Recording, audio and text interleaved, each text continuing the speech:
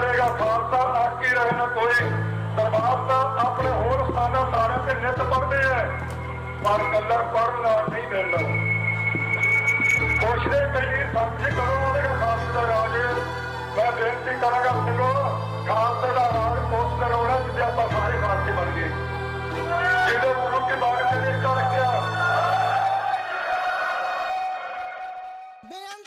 ਸਤਿ ਸ੍ਰੀ ਅਕਾਲ ਜੀ ਸਾਰਿਆਂ ਨੂੰ। ਸਵਾਗਤ ਹੈ ਤੁਹਾਡਾ ਪੰਜਾਬ ਦਾ untold story of its legacy ਦੇ ਪਾਰਟ 2 ਦੇ ਵਿੱਚ। ਪਿਛਲੀ ਵੀਡੀਓ 'ਚ ਅਸੀਂ ਗੱਲਬਾਤ ਕੀਤੀ ਪੰਜਾਬ ਦੇ ਪੁਰਾਤਨ ਇਤਿਹਾਸ, ਉਸ ਦੇ ਪਹਿਲੇ ਸ਼ਾਸਕਾਂ ਅਤੇ ਉਹਨਾਂ ਹਮਲਿਆਂ ਬਾਰੇ ਜੋ ਇਸ ਧਰਤੀ ਦੀ ਤਕਦੀਰ ਬਦਲਦੇ ਰਹੇ। But today we take it to the next level. Punjab ਦਾ land of wisdom, warriors and prosperity. ਅੱਜ ਅਸੀਂ ਗੱਲ ਕਰਨ ਜਾ ਰਹੇ ਹਾਂ ਇਤਿਹਾਸ ਦੇ ਉਸ ਭੁੱਲੇ ਹੋਏ ਰਾਜੇ ਬਾਰੇ ਜਿਸ ਨੂੰ ਸ਼ਾਇਦ ਹੀ ਲੋਕ ਜਾਣਦੇ ਹੋਣ। ਜੇ ਜੋ ਜਾਣਦੇ ਨੇ ਉਹਨਾਂ ਨੂੰ ਉਸਦੀ ਕਹਾਣੀ ਹੋ ਸਕਦਾ ਅਧੂਰੀ ਪਤਾ ਹੋਵੇ। ਅੱਜ ਅਸੀਂ ਗੱਲ ਕਰਨ ਜਾ ਰਹੇ ਹਾਂ ਰਾਜਾ ਦਾਹਿਰ ਬਾਰੇ, ਜਿਸ ਨੂੰ ਰਾਜਾ ਧੀਰ ਵੀ ਕਿਹਾ ਜਾਂਦਾ ਹੈ। ਰਾਜਾ ਧੀਰ ਸਿੰਧੂ ਦੇ ਆਖਰੀ ਹਿੰਦੂ ਰਾਜਾ 663 ਵਿੱਚ ਚਾਚ ਵੰਸ਼ ਵਿੱਚ ਜਨਮੇ। ਉਹ ਆਪਣੇ ਪਿਤਾ ਚਾਚ ਦੇ ਮਰਨ ਤੋਂ ਬਾਅਦ ਰਾਜਗੱਦੀ ਤੇ ਬੈਠੇ। ਉਸ ਦਾ ਰਾਜ ਸਿੰਧ, ਬਲੋਚਿਸਤਾਨ, ਪੰਜਾਬ, ਅਫਗਾਨਿਸਤਾਨ ਦੇ ਹਿੱਸਿਆਂ ਤੱਕ ਫੈਲਿਆ ਹੋਇਆ ਸੀ। ਉਹ ਇੱਕ ਨਿਰਭੀਕ ਅਤੇ ਨਿਰਆਪੀ ਰਾਜਾ ਸੀ ਜਿਸ ਨੇ ਆਪਣੇ ਲੋਕਾਂ ਦੀ ਭਲਾਈ ਲਈ ਬਹੁਤ ਕੰਮ ਕੀਤਾ। 712 ਵਿੱਚ ਉਮੀਦ ਖਲੀਫਾ ਦੇ ਅਰਬ ਸੈਨਾਪਤੀ ਮੁਹੰਮਦ ਬਿਨ ਕਾਸਿਮ ਨੇ ਸਿੰਧ ਤੇ ਹਮਲਾ ਕੀਤਾ। ਦੋਹਾਂ ਫੌਜਾਂ ਵਿਚਕਾਰ ਭਿਆਨਕ ਜੰਗ ਹੋਈ ਜਿਸ ਵਿੱਚ ਰਾਜਾ ਧੀਰ ਨੇ ਬਹਾਦਰੀ ਨਾਲ ਲੜਾਈ ਕੀਤੀ ਪਰ ਸ਼ਹੀਦ ਹੋ ਗਏ। ਉਹਨਾਂ ਦੀ ਸ਼ਹਾਦਤ ਦੇ ਬਾਅਦ ਸਿੰਧ ਤੇ ਮੁਸਲਮਾਨ ਸ਼ਾਸਨ ਦੀ ਸ਼ੁਰੂਆਤ ਹੋ ਚੁੱਕੀ ਸੀ। ਰਾਜਾ ਧੀਰ ਨੂੰ ਵੀ ਅੱਜ ਇੱਕ ਬਹਾਦਰ ਅਤੇ ਨਿਰਆਪੀ ਰਾਜਾ ਵਜੋਂ ਯਾਦ ਕੀਤਾ ਜਾਂਦਾ ਹੈ।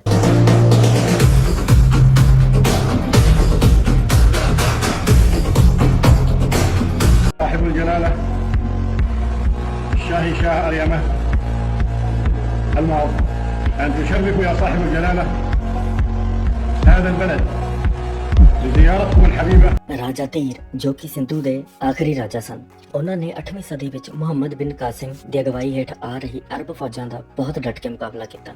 ਇਸ ਮੁਕਾਬਲੇ ਦੀ ਮੁੱਖ ਵਜ੍ਹਾ ਸੀਗੀ ਸ਼੍ਰੀਲੰਕਾ ਦੇ ਰਾਜੇ ਨੇ ਉਮੱਯਦ ਖਲੀਫਾ ਵੱਲ ਭੇਟਾਂ, ਉਪਹਾਰ ਅਤੇ ਇਨਾਮ ਨਾਲ ਭਰਿਆ ਜਹਾਜ਼ ਭੇਜਿਆ ਸੀ ਜੋ ਸਿੰਧ ਦੇ ਤੱਟ ਤੇ ਡਾਕੂਆਂ ਵੱਲੋਂ ਲੁੱਟੇ ਜਾਂਦੇ ਹਨ। ਇਨ੍ਹਾਂ ਜਹਾਜ਼ਾਂ ਵਿੱਚ ਕੁਝ ਅਰਬ ਮਹਿਲਾਵਾਂ ਵੀ ਸਨ ਜਿਨ੍ਹਾਂ ਦੀ ਰਿਹਾਈ ਦੀ ਮੰਗ ਉਮੱਯਦ ਖਲੀਫਾ ਵੱਲੋਂ ਰਾਜਾ ਦਾਹਿਰ ਕੋਲੋਂ ਕੀਤੀ ਗਈ, ਪਰ ਰਾਜਾ ਦਾਹਿਰ ਨੇ ਇਹ ਕਹਿ ਕੇ ਮਨਾ ਕਰ ਦਿੱਤਾ ਕਿ ਹੱਦ ਦੇ ਉੱਪਰ ਡਾਕੂਆਂ ਵੱਲੋਂ ਹੋਈ ਗਈ ਲੁੱਟ-ਖਸੁੱਟ ਲਈ ਉਹ ਇਸ ਜ਼ਿੰਮੇਵਾਰ ਨਹੀਂ ਹਨ। ਇਸ ਇਨਕਾਰ ਤੋਂ ਉਮੱਯਦ ਖਲੀਫਾ ਗੁੱਸਾ ਹੋ ਗਿਆ। ਉਮੱਯਦ ਖਲੀਫਾ ਉਸ ਟਾਈਮ ਸੀ Al Walid one, the supreme ruler of Islamic world.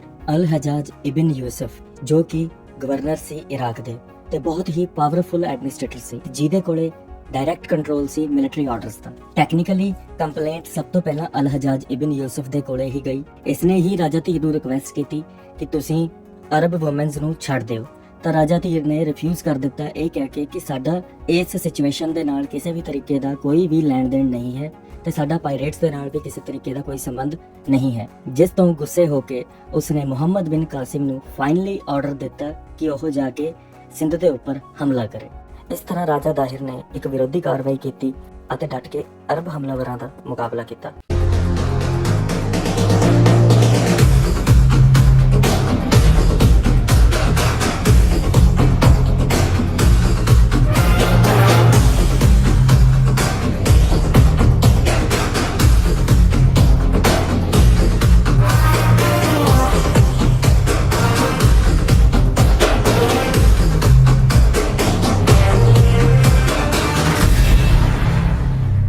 Muhammad ਬਿਨ ਕਾਸਿਮ ਉਸ ਟਾਈਮ ਇੱਕ ਯੰਗ ਜਨਰਲ ਸਿਰਫ 17-18 ਸਾਲ ਦਾ ਸੀ ਜਿਸ ਟਾਈਮ ਇਹ ਸਿੰਧ ਨੂੰ ਇਨਵੇਡ ਕਰਨ ਆਇਆ ਸੀ। ਉਹ ਇੱਕ ਤਜਰਬੇਕਾਰ, ਸਟ੍ਰਿਕਟ ਤੇ ਇੱਕ ਆਰਗੇਨਾਈਜ਼ਡ ਮਿਲਟਰੀ ਲੀਡਰ ਸੀ। ਸਿੰਧ ਉੱਤੇ ਇਸਨੇ 712 CE ਵਿੱਚ ਹਮਲਾ ਕੀਤਾ ਜਿਸ ਨੂੰ ਬੈਟਲ ਆਫ ਆਰੋਰ ਵੀ ਕਿਹਾ ਜਾਂਦਾ ਹੈ। ਇਸ ਨੂੰ ਕਈ ਵਾਰ ਬੈਟਲ ਆਫ ਰਾਵਰ ਵੀ ਕਿਹਾ ਜਾਂਦਾ ਹੈ। ਮੁਹੰਮਦ ਬਿਨ ਕਾਸਿਮ ਦੀ ਆਰਮੀ ਨੇ ਰਾਜਾ ਦਾਹਿਰ ਦੀ ਫੋਰਸਿਸ ਨਾਲ ਆਰੋਰ ਦੀ ਲੜਾਈ ਕੀਤੀ। ਰਾਜਾ ਧੀਰ ਘੋੜੇ ਦੇ ਉੱਤੇ ਸਵਾਰ ਹੋ ਕੇ ਆਪਣੇ ਸੈਨਿਕਾਂ ਨਾਲ ਜੰਗ ਲੜਨ ਚਾਹੁੰਦਾ ਹੈ। ਕੁਝ ਸੋਰਸਿਸ ਕਹਿੰਦੇ ਹਨ ਕਿ ਉਸਦੇ ਘੋੜੇ ਨੂੰ ਮਾਰ ਦਿੱਤਾ ਗਿਆ ਸੀ ਜਿਸ ਕਾਰਨ ਰਾਜਾ ਨੂੰ ਜ਼ਮੀਨ ਤੇ ਰਹਿ ਕੇ ਹੀ ਲੜਨਾ ਪਿਆ ਤੇ ਉਹ ਵੀਰਗਤੀ ਨੂੰ ਪ੍ਰਾਪਤ ਹੋ ਗਿਆ। ਰਾਜਾ ਧੀਰ ਦੀ ਮੌਤ ਤੋਂ ਬਾਅਦ ਸਿੰਧ ਦੀ ਰਾਜਧਾਨੀ ਆਰੋਰ ਦੇ ਉੱਪਰ ਮੁਹੰਮਦ ਬਿਨ ਕਾਸਿਮ ਨੇ ਕਬਜ਼ਾ ਕਰ ਲਿੱਤਾ। ਮੁਹੰਮਦ ਬਿਨ ਕਾਸਿਮ ਨੇ ਸਿਸਟਮ ਬਣਾ ਕੇ ਸਿੰਧ 'ਚ ਮੁਸਲਿਮ ਰੂਲ ਐਸਟੈਬਲਿਸ਼ ਕਰਨਾ ਸ਼ੁਰੂ ਕੀਤਾ। ਧੀਰ ਦੇ ਫੈਮਿਲੀ ਮੈਂਬਰਸ ਜਿਵੇਂ ਕਿ ਵਾਈਫ, ਡਾਟਰਸ ਨੂੰ ਕੈਪਚਰ ਕਰਕੇ ਡਮੈਕਸ, ਜਿੱਥੇ ਕਿ ਉਮੱਯਦ ਖਲੀਫਾ ਦਾ ਕੋਟ ਸੀ, ਉੱਥੇ ਭੇਜ ਦਿੱਤਾ। ਲੋਕਲ ਹਿੰਦੂ ਰੂਲਰਸ ਨੇ ਥੋੜੀ ਰੈਜ਼ਿਸਟੈਂਸ ਜ਼ਰੂਰ ਦਿੱਤੀ ਪਰ ਬਾਅਦ ਵਿੱਚ ਕਾਫੀ ਏਰੀਆ ਮੁਹੰਮਦ ਬਿਨ ਕਾਸਿਮ ਦੇ ਅੰਡਰ ਆ ਗਿਆ। ਮੁਹੰਮਦ ਬਿਨ ਕਾਸਿਮ ਨੇ ਮੁਲਤਾਨ ਤੱਕ ਆਪਣਾ ਰਾਜ ਫੈਲਾ ਦਿੱਤਾ। ਇਸ ਕਾਰਨ ਉਹਨੂੰ ਮੁਲਤਾਨ ਦਾ ਕੰਕਰਰ ਵੀ ਕਿਹਾ ਜਾਂਦਾ ਹੈ। ਮੁਹੰਮਦ ਬਿਨ ਕਾਸਿਮ ਨੇ ਸਿੰਧ ਫਤਿਹ ਕਰਨ ਤੋਂ ਬਾਅਦ ਲੋਕਲ ਰੂਲਰਸ ਨੂੰ ਜਿਉਂਦਾ ਰੱਖਿਆ। ਹਿੰਦੂ ਬੁੱਧ ਨੂੰ ਆਪਣੇ ਧਰਮ ਪਾਲਣ ਦੀ ਆਜ਼ਾਦੀ ਦਿੱਤੀ, ਜਿਨ੍ਹਾਂ ਨੂੰ ਧਿਮੀ ਕਿਹਾ ਜਾਂਦਾ ਸੀ। ਇਹ ਉਹ ਲੋਕ ਹੁੰਦੇ ਸੀ ਜੋ ਨਾਨ ਮੁਸਲਿਮ ਹੁੰਦੇ ਸੀ ਬਟ ਮੁਸਲਿਮ ਰੂਲ ਐਕਸੈਪਟ ਕਰਦੇ ਸੀ, ਬਟ ਉਹਨਾਂ ਦੇ ਬਦਲੇ ਇਹ ਟੈਕਸ ਪੇ ਕਰਦੇ ਸੀ, ਜਿਜੀਆ ਟੈਕਸ, ਜੋ ਕਿ ਹਿੰਦੂ, ਬੁੱਧ, ਕ੍ਰਿਸਚੀਅਨ ਅਤੇ ਜਿਊਇਸ਼ ਲੋਕਾਂ ਦੇ ਦੁਆਰਾ ਪੇ ਕੀਤਾ ਜਾਂਦਾ ਸੀ। ਇਹਨਾਂ ਧਿਮੀ ਲੋਕਾਂ ਨੂੰ ਆਪਣਾ ਧਰਮ ਮੰਨਣ ਦੀ ਇਜਾਜ਼ਤ ਸੀ, ਆਪਣੇ ਮੰਦਿਰ, ਗਿਰਜੇ, ਗੁਰਦੁਆਰਾ ਸੰਭਾਲਣ ਦੀ ਆਜ਼ਾਦੀ ਸੀ, ਆਪਣੇ ਰਿਚੁਅਲਸ ਤੇ ਕਲਚਰ ਨੂੰ ਜਿਵੇਂ ਇਹ ਮੰਨਦੇ ਸੀ ਉਵੇਂ ਹੀ ਮੰਨਣ ਦੀ ਪ੍ਰੈਕਟਿਸ ਕਰਨ ਦੀ ਆਜ਼ਾਦੀ ਦਿੱਤੀ ਗਈ। ਪਰ ਕੰਡੀਸ਼ਨ ਇੱਕੋ ਹੀ ਸੀ, ਇਹਨਾਂ ਨੂੰ ਇਹ ਟੈਕਸ ਪੇ ਕਰਨਾ ਪੈਂਦਾ ਸੀ, ਜਿਸ ਦੇ ਬਦਲੇ ਮੁਸਲਿਮ ਆਰਮੀ ਉਹਨਾਂ ਨੂੰ ਪ੍ਰੋਟੈਕਸ਼ਨ ਦੀ ਗਾਰੰਟੀ ਦਿੰਦੀ ਸੀ ਅਗੇਂਸਟ ਕਿਸੇ ਵੀ ਅਟੈਕ ਦੇ ਜੋ ਉਹਨਾਂ ਦੀ ਕੰਟਰੀ ਦੇ ਉੱਪਰ ਹੋ ਰਿਹਾ ਹੁੰਦਾ ਹੈ ਜਾਂ ਹੋਣ ਵਾਲਾ ਹੁੰਦਾ ਹੈ। ਉਹਨੇ ਸਭ ਨੂੰ ਪੀਸਫੁਲੀ ਮੁਸਲਿਮ ਰੂਲ ਦੇ ਅੰਡਰ ਰੱਖਣਾ ਸ਼ੁਰੂ ਕਰ ਲਿਆ। ਲੈਂਡ ਟੈਕਸ ਲਗਾਇਆ, ਜਾਇਦਾਦ ਜ਼ਮੀਨ ਦੇ ਉੱਪਰ ਟੈਕਸ ਦੇਣਾ ਪੈਂਦਾ ਸੀ। ਨਾਨ ਮੁਸਲਿਮ ਤੋਂ ਇੱਕ ਸਪੈਸ਼ਲ ਟੈਕਸ ਜਿਸ ਨੂੰ ਜਿਜੀਆ ਕਿਹਾ ਜਾਂਦਾ ਸੀ ਉਹ ਲਗਾਇਆ ਜਾਂਦਾ ਸੀ, ਬਿਕੋਜ਼ ਉਹ ਆਪਣਾ ਧਰਮ ਨਹੀਂ ਬਦਲਦੇ ਸੀ ਤੇ ਉਹਨਾਂ ਨੂੰ ਆਪਣਾ ਧਰਮ ਪਾਲਣ ਦੀ ਇਜਾਜ਼ਤ ਸੀ। ਮਾਰਕੀਟ ਤੇ ਟ੍ਰੇਡ ਵਿੱਚ ਕਿਸੇ ਵੀ ਤਰੀਕੇ ਦਾ ਕੋਈ ਜ਼ਿਆਦਾ ਚੇਂਜ ਨਹੀਂ ਕੀਤਾ ਗਿਆ। ਜਿੱਥੇ ਹਿੰਦੂ ਮਰਚੈਂਟ ਪਾਵਰਫੁਲ ਸੀ ਉਹਨਾਂ ਨੂੰ ਪਾਵਰਫੁਲ ਹੀ ਰੱਖਿਆ ਗਿਆ। ਕਰੰਸੀ ਦੀ ਗੱਲ ਕਰੀਏ ਤਾਂ ਮੁਹੰਮਦ ਬਿਨ ਕਾਸਿਮ ਨੇ ਆਪਣੇ ਰੂਲ 'ਚ ਸਿਲਵਰ ਦਰਾਮ ਤੇ 골ਡਨ ਦਿਨਾਰ ਇੰਟਰੋਡਿਊਸ ਕੀਤੇ। ਲੋਕਲ ਹਿੰਦੂ ਰਾਜਾ ਦੇ ਕੋਇਨ ਵੀ ਕੁਝ ਟਾਈਮ ਤੱਕ ਚੱਲਦੇ ਰਹੇ। ਗ੍ਰੈਜੂਅਲੀ ਅਰਬ ਸਟਾਈਲ ਦੀ ਇਸਲਾਮਿਕ ਕਰੰਸੀ ਨੇ ਸਿਸਟਮ ਦੇ ਉੱਪਰ ਆਪਣਾ ਅਸਰ ਛੱਡਣਾ ਸ਼ੁਰੂ ਕਰ ਦਿੱਤਾ। ਲੋਕ ਜਦੋਂ ਨਵੇਂ ਰੂਲ ਨੂੰ ਐਕਸੈਪਟ ਕਰ ਗਏ ਤਾਂ ਨਾਰਮਲ ਲਾਈਫ ਚੱਲਦੀ ਰਹੀ। ਫਾਰਮਰਸ ਆਪਣੀ ਖੇਤੀ ਕਰ ਲੈਂਦੇ, ਟ੍ਰੇਡਰਸ ਆਪਣਾ ਵਪਾਰ ਕਰ ਲੈਂਦੇ। ਉਸ ਟਾਈਮ ਦੇ ਉੱਪਰ ਜੋ ਰਾਜਾ ਦਾਹਿਰ ਦੇ ਲਾਇਲ ਬੰਦੇ ਸੀ, ਰੈਜ਼ਿਸਟੈਂਸ ਕਰ ਰਹੇ ਸੀ, ਉਹਨਾਂ ਦੇ ਨਾਲ ਸਖਤੀ ਕੀਤੀ ਗਈ। ਬੈਟਲ ਆਫ ਆਰਰ ਦੇ ਵਿੱਚ ਰਾਜਾ ਧੀਰ ਦੇ ਸ਼ਹੀਦ ਹੋਣ ਤੋਂ ਬਾਅਦ ਕੁਝ ਲੋਕਲ ਰੂਲਰਸ ਜਿਨ੍ਹਾਂ ਨੇ ਸਖਤੀ ਕਰਨੀ ਸ਼ੁਰੂ ਕੀਤੀ ਸੀ ਉਹਨਾਂ ਨੂੰ ਕੰਡੀਸ਼ਨਲੀ ਆਪਣੇ ਅੰਡਰ ਕੰਟੀਨਿਊ ਰੱਖਣ ਦੀ ਸਕੀਮ ਲਗਾਈ ਤੇ ਟੈਕਸ ਜਾਰੀ ਕੀਤਾ। ਇਹ ਜੋ ਲੋਕਲ ਰੂਲਰਸ ਜੋ ਕਿ ਛੋਟੇ ਸਰਦਾਰ, ਜ਼ਮੀਂਦਾਰ ਜਾਂ ਲੋਕਲ ਗਵਰਨਰ ਸਨ, ਇਹਨਾਂ ਲੋਕਲ ਰੂਲਰਸ ਨੂੰ ਕਿਹਾ ਜਾਂਦਾ ਸੀ ਸਾਮੰਤ ਜਾਂ ਸਬਾਰਡੀਨੇਟ ਕਿੰਗਸ। ਇਹ ਆਪਣੇ ਆਪਣੇ ਇਲਾਕਿਆਂ ਨੂੰ ਸੰਭਾਲਦੇ ਸੀ, ਫੋਰ ਐਗਜ਼ਾਮਪਲ ਜਿਵੇਂ ਕਿ ਪਿੰਡ ਜਾਂ ਛੋਟੇ ਕਸਬੇ। ਮੁਹੰਮਦ ਬਿਨ ਕਾਸਿਮ ਨੇ ਇਹਨਾਂ ਅੱਗੇ ਸ਼ਰਤ ਰੱਖੀ, ਮੁਸਲਿਮ ਰੂਲ ਨੂੰ ਐਕਸੈਪਟ ਕਰੋ, ਟੈਕਸ ਜਾਂ ਜਜ਼ੀਆ ਦਿਓ, ਪੀਸ ਬਣਾ ਕੇ ਰੱਖੋ ਔਰ ਕੋਈ ਬਗਾਵਤ ਨਹੀਂ ਕਰਨੀ। ਇਸ ਸਿਸਟਮ ਨੂੰ ਇਨਡਾਇਰੈਕਟ ਮੁਸਲਿਮ ਰੂਲ ਕਹਿੰਦੇ ਸਨ। ਸਿੰਧ ਦੇ ਕੋਸਟਲ ਤੇ ਰਿਵਰ ਏਰੀਆਜ਼ ਤੇ ਛੋਟੀਆਂ-ਛੋਟੀਆਂ ਹਿੰਦੂ ਰਾਜਪੂਤ ਸਰਦਾਰੀਆਂ ਰਹਿੰਦੀਆਂ ਸਨ। ਕੁਝ ਬੁੱਧ ਰੂਲਰਸ ਵੀ ਸਮਾਲ ਟਾਊਨਸ 'ਚ ਬੌਸ ਬਣ ਕੇ ਰਹਿਣ ਲੱਗੇ। ਮੇਜਰ ਸਿਟੀਜ਼ ਜਿਵੇਂ ਕਿ ਡੈਬਲ, ਜਿਹਨੂੰ ਕਿ ਹੁਣ ਮਾਡਰਨ ਕਰਾਚੀ ਕਿਹਾ ਜਾਂਦਾ ਹੈ, ਬ੍ਰਹਮਾਨੰਦ ਅਤੇ ਮੁਲਤਾਨ ਮੁਹੰਮਦ ਬਿਨ ਕਾਸਿਮ ਨੇ ਆਪਣੇ ਅਰਬ ਕਮਾਂਡਰਸ ਨੂੰ ਦੇ ਦਿੱਤੇ। ਉਸਨੇ ਆਪਣੀ ਇਹ ਐਡਮਿਨਿਸਟ੍ਰੇਸ਼ਨ ਬਹੁਤ ਵਧੀਆ ਤਰੀਕੇ ਨਾਲ ਕੋਈ ਤਕਰੀਬਨ 8 ਸਾਲ ਚਲਾਈ ਅਤੇ 8 ਸਾਲ ਬਾਅਦ 715 ਵਿੱਚ ਉਮੈਯਦ ਖਲੀਫਾ ਦੀ ਲੀਡਰਸ਼ਿਪ ਵਿੱਚ ਬਦਲਾਅ ਆ ਜਾਂਦਾ ਹੈ। ਨਵਾਂ ਖਲੀਫਾ ਸੁਲੇਮਾਨ ਬਿਨ ਅਬਦ ਅਲ ਮਲਿਕ ਨੇ ਮੁਹੰਮਦ ਬਿਨ ਕਾਸਿਮ ਦੀ ਜ਼ਿੰਦਗੀ ਨੂੰ ਖਤਮ ਕਰ ਦਿੱਤਾ। ਮੁਹੰਮਦ ਬਿਨ ਕਾਸਿਮ ਨੂੰ ਸੀਰੀਆ ਬੁਲਾ ਕੇ ਬੰਦੀ ਬਣਾ ਦਿੱਤਾ ਗਿਆ। ਕਾਸਿਮ ਨੂੰ ਕਾਫੀ ਟਾਰਚਰ ਕਰਕੇ ਮਾਰ ਦਿੱਤਾ ਗਿਆ। ਕਿਤੇ ਇਹ ਵੀ ਸੁਣਨ ਨੂੰ ਮਿਲਦਾ ਹੈ ਕਿ ਉਸ ਨੂੰ ਜ਼ਿੰਦਗੀ ਭਰ ਲਈ ਕੈਦ ਕਰ ਲਿਆ ਸੀ, ਪਰ ਉਹਨਾਂ ਨੂੰ ਮਾਰ ਦਿੱਤਾ ਗਿਆ ਸੀ। ਮੌਤ ਦਾ ਰੀਜ਼ਨ ਪੋਲੀਟੀਕਲ, ਰਿਵਰਲੀ ਤੇ ਨਿਊ ਖਲੀਫਾ ਐਂਗਰ ਹੀ ਸੀ।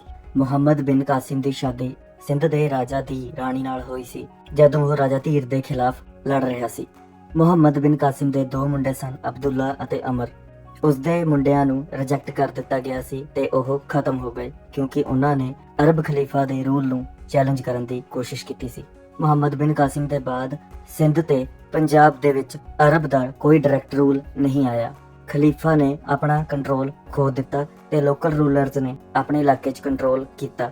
ਅਬੂ ਮੁਸਲਿਮ ਅਲ ਖੁਰਾਸਾਨੀ ਜੋ ਕਿ ਅਰਬ ਦੇ ਜਨਰਲ ਸੀ, ਸਿੰਧ ਦੇ ਕੰਟਰੋਲ ਨੂੰ ਥੋੜੀ ਦੇਰ ਲਈ ਸੰਭਾਲਿਆ ਪਰ ਉਹਨਾਂ ਨੂੰ ਕੁਝ ਟਾਈਮ ਬਾਅਦ ਹੀ ਰਿਮੂਵ ਕਰ ਦਿੱਤਾ ਗਿਆ। ਮੁਹੰਮਦ ਬਿਨ ਕਾਸਿਮ ਦੀ ਲੈਗੇਸੀ ਦੀ ਗੱਲ ਕਰੀਏ ਤਾਂ ਉਸ ਦੇ ਬਾਅਦ ਵੀ ਮੁਸਲਿਮ ਰੂਲ ਪੰਜਾਬ ਤੇ ਸਿੰਧ ਵਿੱਚ ਚੱਲਦਾ ਰਿਹਾ, ਪਰ ਮੁਸਲਿਮ ਖਲੀਫਾ ਦਾ ਡਾਇਰੈਕਟ ਕੰਟਰੋਲ ਬ੍ਰੇਕ ਹੋ ਗਿਆ। ਉਹਦਾ ਨਾਮ ਇੰਡੀਆ ਵਿੱਚ ਬਹੁਤ ਜ਼ਿਆਦਾ ਰਿਸਪੈਕਟ ਨਾਲ ਲਿਆ ਜਾਣ ਲੱਗਿਆ, ਪਰ ਸਕਸੈਸਰਸ ਨੇ ਉਹਦਾ ਪੋਲੀਟੀਕਲ ਵਿਜ਼ਨ ਬਹੁਤ ਜ਼ਿਆਦਾ ਵੀਕ ਕਰ ਦਿੱਤਾ। ਉਸ ਨੂੰ ਮਰਡਰ ਕਰ ਦਿੱਤਾ ਗਿਆ। ਮੁਹੰਮਦ ਬਿਨ ਕਾਸਿਮ ਦੀ ਡੈਥ ਤੋਂ ਬਾਅਦ ਰਾਜਾ ਧੀਰ ਦੇ ਮਰਨ ਨਾਲ ਹਿੰਦੂਇਜ਼ਮ ਨੂੰ ਟੈਂਪਰੇਰੀਲੀ ਹਿੱਟ ਲੱਗ ਗਿਆ, ਪਰ ਬਾਅਦ ਵਿੱਚ ਹਿੰਦੂ ਡਾਇਨੈਸਟੀਜ਼ ਨੇ ਹੌਲੀ-ਹੌਲੀ ਆਪਣੇ ਆਪ ਨੂੰ ਰੀਬਿਲਡ ਕਰਨਾ ਸ਼ੁਰੂ ਕਰ ਲਿਆ। ਜਦੋਂ ਮੁਹੰਮਦ ਬਿਨ ਕਾਸਿਮ ਨੇ 712 CE ਵਿੱਚ ਸਿੰਧ ਤੇ ਮੁਲਤਾਨ ਨੂੰ ਇਨਵੇਡ ਕੀਤਾ ਸੀ, ਉਦੋਂ Rashtrakuta dynasty already south India ਵਿੱਚ ਬਹੁਤ ਜ਼ਿਆਦਾ ਸਟਰੋਂਗ ਸੀ। ਰਾਸ਼ਟਰਕੂਟ ਡਾਇਨੈਸਟੀ ਦਾ rise around mid 8th century 750 CE ਤੋਂ ਬਾਅਦ ਪ੍ਰੋਪਰਲੀ ਹੋਇਆ ਸੀ, ਪਰ ਉਹਨਾਂ ਦਾ ਇਨਫਲੂਐਂਸ ਸਾਊਥ ਤੇ ਸੈਂਟਰਲ ਇੰਡੀਆ ਤੱਕ ਹੀ ਸੀ। ਪੰਜਾਬ ਤੇ ਸਿੰਧ ਦੇ ਏਰੀਆਜ਼ ਤੇ ਰਾਸ਼ਟਰਕੂਟਾਂ ਦਾ ਕਦੇ ਵੀ ਡਾਇਰੈਕਟ ਰੂਲ ਨਹੀਂ ਸੀ। ਪੰਜਾਬ ਤੇ ਸਿੰਧ ਵਾਲੇ ਏਰੀਆਜ਼ ਵਿੱਚ ਮੁਹੰਮਦ ਬਿਨ ਕਾਸਿਮ ਦੇ ਬਾਅਦ ਲੋਕਲ ਰੂਲਰਸ ਜਾਂ ਕਿਸੇ ਜਗ੍ਹਾ ਤੇ ਬੁੱਧ ਰੂਲਰਸ ਨੇ ਆਪਣੀ ਜਗ੍ਹਾ ਬਣਾਈ ਹੋਈ ਸੀ। ਪੰਜਾਬ ਵਿੱਚ mostly local Rajput dynasties mostly Buddhist ਜਾਂ ਬ੍ਰਾਹਮਣ ਵਾਪਸ ਰੀਬਿਲਡ ਕਰਨ ਦੀ ਕੋਸ਼ਿਸ਼ ਕੀਤੀ। Rashtrakuta dynasty south central India ਵਿੱਚ ਐਕਟਿਵ ਸੀ, ਸਿੰਧ ਜਾਂ ਪੰਜਾਬ ਵਿੱਚ ਨਹੀਂ। ਪਰ ਪੰਜਾਬ ਦੇ ਪਰਸਪੈਕਟਿਵ ਤੋਂ ਰਾਸ਼ਟਰਕੂਟਾਂ ਦੇ ਐਫਰਟਸ ਤੇ ਗੁੱਡ ਪੁਆਇੰਟਸ ਨੂੰ ਵੀ ਝੁਠਲਾਇਆ ਨਹੀਂ ਜਾ ਸਕਦਾ।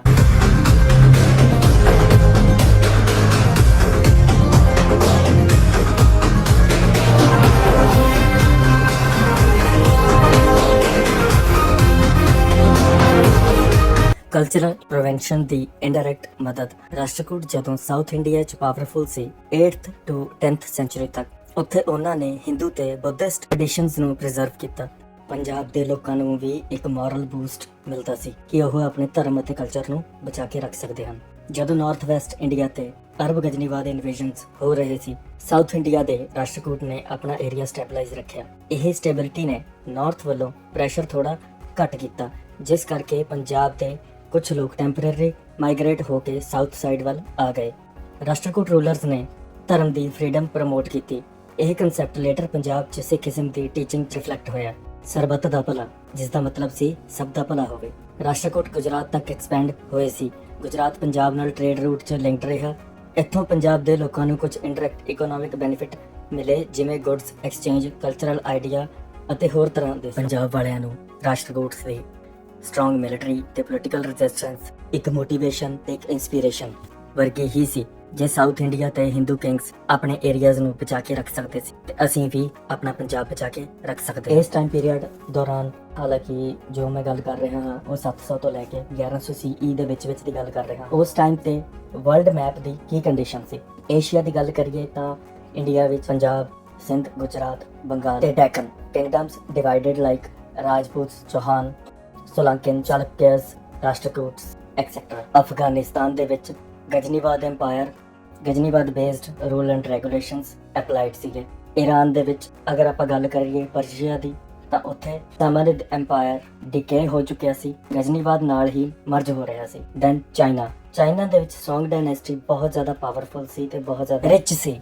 ਜਾਪਾਨ ਦੇ ਵਿੱਚ ਹੀਅਨ ਪੀਰੀਅਡ ਦੇ ਵਿੱਚ ਇੰਪੀਰੀਅਲ ਫੈਮਿਲੀ ਬਹੁਤ ਜ਼ਿਆਦਾ ਪਾਵਰਫੁਲ ਸੀ। ਮਲੇਸ਼ੀਆ, ਸਿੰਗਾਪੁਰ ਤੇ ਇੰਡੋਨੇਸ਼ੀਆ, ਅਗਰ ਇਹਨਾਂ ਦੇਸ਼ਾਂ ਦੀ ਆਪਾਂ ਗੱਲ ਕਰੀਏ ਤਾਂ ਇੱਥੇ ਸ਼੍ਰੀਵਿਜਯਾ ਐਮਪਾਇਰ, ਜੋ ਕਿ 7th to 13th century Malaysia, Singapore, Indonesia area 'ਚ ਇੱਕ ਹਿਊਜ ਟ੍ਰੇਡਿੰਗ ਮੈਰੀਟਾਈਮ ਐਮਪਾਇਰ ਸੀ। ਚੋਲਾ ਐਮਪਾਇਰ ਸਾਊਥ ਇੰਡੀਆ ਵਿੱਚ ਵੀ ਸ਼੍ਰੀਵਿਜਯਾ ਤੱਕ ਨੈਵਲ ਐਕਸਪੀਡੀਸ਼ਨਸ ਕਰਦਾ ਰਿਹਾ ਸੀ। ਚੋਲਾ ਐਮਪਾਇਰ। ਮਾਲਦੀਵਸ 'ਚ ਇਸਲਾਮ 12th ਸੈਂਚੁਰੀ 1153 CE 'ਚ ਆਫੀਸ਼ੀਅਲੀ ਆ ਗਿਆ ਸੀ। ਉਸ ਟਾਈਮ ਤੱਕ ਮਾਲਦੀਵਸ ਇੱਕ Buddhist Kingdom C under south influence, and ਇੱਥੇ ਦੇ ਇੱਕ ਰਾਜਾ ਹੋਏ ਆ ਕਿੰਗ ਥੋਡੋ। ਅਗਰ ਆਪਾਂ ਮਿਡਲ ਈਸਟ ਦੀ ਗੱਲ ਕਰੀਏ ਤਾਂ ਅਰਬ ਵਰਲਡ ਦੇ ਵਿੱਚ ਅਬਾਸਿਡ ਖਲੀਫਾ ਡਿਕਲਾਈਨ 'ਚ ਸੀ, ਲਾਈਕ ਸਮਾਲ ਐਮੀਰੇਟਸ ਇੰਡੀਪੈਂਡੈਂਟ ਬਣ ਰਹੇ ਸੀ। ਫਾਤਿਮਦ ਖਲੀਫਾ ਇਜਿਪਟ ਬੇਸਡ ਬਹੁਤ ਜ਼ਿਆਦਾ ਸਟਰੋਂਗ ਸੀ। ਤੁਰਕੀ ਏਰੀਆ ਦੇ ਵਿੱਚ ਸੈਲਜੁਕ ਤੁਰਕਸ ਉੱਭਰ ਰਹੇ ਸੀ। ਅਫਰੀਕਾ ਦੀ ਅਗਰ ਗੱਲ ਕਰੀਏ ਤਾਂ ਇਜਿਪਟ ਦੇ ਵਿੱਚ ਫਾਤਿਮਦ ਖਲੀਫਾ ਦਾ ਕੰਟਰੋਲ ਸੀ। ਵੈਸਟ ਅਫਰੀਕਾ ਦੇ ਵਿੱਚ ਘਨਾ ਐਮਪਾਇਰ ਬਹੁਤ ਜ਼ਿਆਦਾ ਪਾਵਰਫੁਲ ਸੀ। ਈਸਟ ਅਫਰੀਕਾ ਦੇ ਵਿੱਚ ਸਵਾਹਿਲੀ ਕੋਸਟ ਟ੍ਰੇਡਸ ਸਿਟੀਜ਼ ਉੱਭਰ ਰਹੇ ਸਨ, ਲਾਈਕ ਕੀਨੀਆ, ਤਾਂਜ਼ਾਨੀਆ। ਯੂਰਪ ਦੀ ਅਗਰ ਗੱਲ ਕਰੀਏ ਤਾਂ ਸਪੇਨ ਦੇ ਵਿੱਚ ਉਮੈਯਦ ਖਲੀਫਾ ਦਾ ਮੁਸਲਿਮ ਰੂਲ ਡਿਕਲਾਈਨ ਹੋ ਚੁੱਕਿਆ ਸੀ। ਫਰਾਂਸ ਅਤੇ ਜਰਮਨੀ ਦੇ ਵਿੱਚ ਅਰਲੀ ਮਿਡਲ ਏਜਸ 'ਚ ਕਿੰਗਡਮ ਲਾਈਕ ਫ੍ਰੈਂਕਿਸ਼ ਕਿੰਗਡਮ, ਹੋਲੀ ਰੋਮਨ ਐਮਪਾਇਰ ਡਿਵੈਲਪ ਹੋ ਰਹੇ ਸੀ। ਬ੍ਰਿਟੇਨ ਵਿੱਚ ਐਂਗਲੋ ਸੈਕਸ਼ਨ ਲੋਕ ਰਾਜ ਕਰਦੇ ਸੀ। ਐਂਗਲੋ ਸੈਕਸ਼ਨ ਅਸਲ ਦੇ ਵਿੱਚ ਜਰਮੈਨਿਕ ਟ੍ਰਾਈਬਸ ਸਨ, ਜੋ 5ਵੀਂ ਸੈਂਚੁਰੀ ਦੇ ਵਿੱਚ ਬ੍ਰਿਟੇਨ 'ਚ ਆ ਕੇ ਵਸ ਗਏ ਸੀ।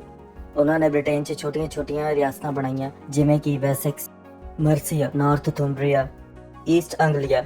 ਇਹਨਾਂ ਟਾਈਮਸ ਨੂੰ ਡਾਰਕ ਏਜਿਸ ਵੀ ਕਿਹਾ ਜਾਂਦਾ ਹੈ, ਬਿਕੋਜ਼ ਇਸ ਦੀ ਕੋਈ ਵੀ ਲਿਖਿਤ ਜਾਣਕਾਰੀ ਅਵੇਲੇਬਲ ਨਹੀਂ ਹੈ ਅਤੇ ਕੋਈ ਪੋਲੀਟੀਕਲ ਇਨਬੈਲੈਂਸ ਵੀ ਹੋ ਸਕਦਾ ਹੈ। ਨਾਰਮਨ ਕਨਕੁਐਸਟ 1066 'ਚ ਨਾਰਮਨ, ਜੋ ਫਰਾਂਸ ਵਾਲੇ ਰੀਜਨ ਨਾਰਮਨ ਡੇ ਤੋਂ ਆਇਆ ਸੀ, ਉਹਨੇ ਬ੍ਰਿਟੇਨ ਤੇ ਅਟੈਕ ਕੀਤਾ। ਵਿਲੀਅਮ ਦ ਕੰਕਰਰ, ਡਿਊਕ ਆਫ ਨਾਰਮੰਡੇ, ਨੇ ਬੈਟਲ ਆਫ ਹੈਸਟਿੰਗਸ 'ਚ ਐਂਗਲੋ ਸੈਕਸਨ ਕਿੰਗ ਹੈਰੋਲਡ II ਨੂੰ ਹਰਾ ਦਿੱਤਾ। ਇਸ ਜਿੱਤ ਤੋਂ ਬਾਅਦ ਵਿਲੀਅਮ ਬ੍ਰਿਟੇਨ ਦਾ ਨਵਾਂ ਰਾਜਾ ਬਣ ਗਿਆ। ਇਹ ਇਵੈਂਟ ਨਾਰਮਨ ਕੁਐਸਟ ਨਾਮ ਦੇ ਨਾਲ ਜਾਣਿਆ ਜਾਂਦਾ ਹੈ। ਇਹ ਤੋਂ ਬਾਅਦ ਮੇਜਰ ਚੇਂਜਸ ਜੋ ਆਏ, ਬ੍ਰਿਟੇਨ ਦਾ ਕਲਚਰ ਬਦਲ ਗਿਆ, ਫ੍ਰੈਂਚ ਇਨਫਲੂਐਂਸ ਆਇਆ, ਲੈਂਗੁਏਜ ਦੇ ਲਾਜ਼ ਦੇ ਵਿੱਚ ਚੇਂਜਸ ਹੋਏ, ਪਾਵਰਫੁਲ ਫੈਡਰਲ ਸਿਸਟਮ ਲਾਗੂ ਹੋ ਗਿਆ, ਕੈਸਲਸ ਨਵੇਂ ਬਣ ਗਏ, ਐਂਗਲੋ ਸੈਕਸ਼ਨ ਇਲਾਈਟ ਕਲਾਸ ਨੂੰ ਹਟਾ ਕੇ ਨਾਰਮਨ ਨੋਬਲ ਲਾਗੂ ਕੀਤੇ ਗਏ। ਨਾਰਥ ਅਮਰੀਕਾ ਦੇ ਵਿੱਚ ਅਗਰ ਗੱਲ ਕਰੀਏ ਕੈਨੇਡਾ ਤੇ USA ਏਰੀਆ ਦੇ, ਤਾਂ ਕੈਨੇਡਾ ਤੇ USA ਦੇ ਵਿੱਚ ਇੰਡੀਜੀਨੀਅਸ ਟ੍ਰਾਈਬਸ ਜੋ ਕਿ ਫਰਸਟ ਨੇਸ਼ਨ ਕਹਾਉਂਦੇ ਹਨ ਜਾਂ ਇਨਿਊਟ ਪੀਪਲ ਕਹੇ ਜਾਂਦੇ ਹਨ, ਆਪਣੇ ਸਮਾਲ ਟ੍ਰਾਈਬਸ ਦੇ ਵਿੱਚ ਰਹਿੰਦੇ ਸੀ। ਕੋਈ ਫੈਮਿਲੀ, ਕੰਟਰੀ ਜਾਂ ਮੇਜਰ ਸਿਟੀ ਨਹੀਂ ਸਨ। ਐਗਰੀਕਲਚਰ ਤੇ hunting he main culture and ਇਹੀ ਬਹੁਤ ਜ਼ਿਆਦਾ ਸਟਰੋਂਗ ਸੀ। ਸਾਊਥ ਅਮਰੀਕਾ ਦੇ ਵਿੱਚ ਮਾਇਆ ਸਿਵਲਾਈਜੇਸ਼ਨ ਕੋਲੈਪਸ ਹੋ ਚੁੱਕੀ ਸੀ। ਐਂਡਸ ਰੀਜਨ, ਪੇਰੂ ਐਕਸੈਟਰਾ ਚ ਸਮਾਲ ਕਿੰਗਡਮ ਡਿਵੈਲਪ ਹੋ ਰਹੇ ਸੀ, ਜਿਵੇਂ ਵਾਰੀ ਐਮਪਾਇਰ। ਆਸਟ੍ਰੇਲੀਆ ਦੇ ਵਿੱਚ ਇੰਡੀਜੀਨੀਅਸ ਐਬੋਰੀਜਨਲ ਰਹਿ ਰਹੇ ਸੀ, there from like thousands of years, no Indian, Arab or European influence yet। ਹਾਂਜੀ ਦੋਸਤੋ, ਇੱਥੇ ਆਪਾਂ ਵੀਡੀਓ ਦਾ ਐਂਡ ਕਰਦੇ ਹਾਂ। ਮੈਨੂੰ ਉਮੀਦ ਹੈ ਤੁਸੀਂ ਇਹ ਵੀਡੀਓ ਪਸੰਦ ਕੀਤੀ ਹੋਵੇਗੀ। ਮੈਂ ਇਹ ਸਾਰਾ ਕੰਟੈਂਟ ਬਹੁਤ ਹੀ ਗਹਿਰੀ ਰਿਸਰਚ ਤੇ ਮਿਹਨਤ ਨਾਲ ਤਿਆਰ ਕਰਦਾ ਹਾਂ ਤਾਂ ਜੋ ਤੁਹਾਨੂੰ ਅਸਲੀ ਸੱਚਾਈ, ਪੰਜਾਬ ਦੀ ਵਿਰਾਸਤ ਤੇ ਅਸਲੀ ਇਤਿਹਾਸ ਦਾ ਪਤਾ ਲੱਗ ਸਕੇ। ਅਗਲੀ ਵੀਡੀਓ ਜਲਦ ਹੀ ਆਵੇਗੀ, rise of Rajputana and Ghaznavi attacks. ਜੇ ਇਤਿਹਾਸ ਦੱਸਦੇ ਹੋਏ ਕੋਈ ਗਲਤੀ ਹੋ ਗਈ ਹੋਵੇ ਤਾਂ ਮਾਫ ਕਰਨਾ। ਤੁਹਾਡੀ ਫੀਡਬੈਕ ਦਾ ਇੰਤਜ਼ਾਰ ਰਹੂਗਾ। ਕਮੈਂਟ ਕਰਕੇ ਜਾਂ DM ਕਰਕੇ ਜ਼ਰੂਰ ਦੱਸਿਓ। ਤੁਸੀਂ ਸਾਡੀ ਸਪੋਰਟ ਕਰਦੇ ਹੋ। YouTube ਤੇ ਸਬਸਕ੍ਰਾਈਬ ਕਰੋ, Instagram ਤੇ TikTok ਤੇ ਵੀ ਫੋਲੋ ਕਰੋ, ਕਿਉਂਕਿ ਕਿਸੇ ਵੀਡੀਓਜ਼ ਦੇ ਕਾਪੀਰਾਈਟ ਹੁੰਦੇ ਹਨ, ਉਹ ਅਸੀਂ Instagram ਜਾਂ TikTok ਤੇ ਪੋਸਟ ਕਰਦੇ ਹਾਂ। ਹੋਰ ਰਿਟਰ ਵੀਡੀਓਜ਼ ਵੀ ਚੱਲਦੇ ਰਹਿਣਗੇ ਜਿੱਥੇ ਅਸੀਂ ਮਿਸ ਹੋਈ ਜਾਣਕਾਰੀ ਦੀਆਂ ਵੀਡੀਓਜ਼ ਨੂੰ ਕੰਟੀਨਿਊ ਕਰਦੇ ਹਾਂ। ਆਪਣਾ ਪਿਆਰ ਤੇ ਸਪੋਰਟ ਬਣਾਏ ਰੱਖਿਓ। ਮਿਲਦੇ ਹਾਂ ਅਗਲੀ ਵੀਡੀਓ ਦੇ ਵਿੱਚ। ਵਾਹਿਗੁਰੂ ਜੀ ਕਾ ਖਾਲਸਾ, ਸ਼੍ਰੀ ਵਾਹਿਗੁਰੂ ਜੀ ਕੀ ਫਤਿਹ।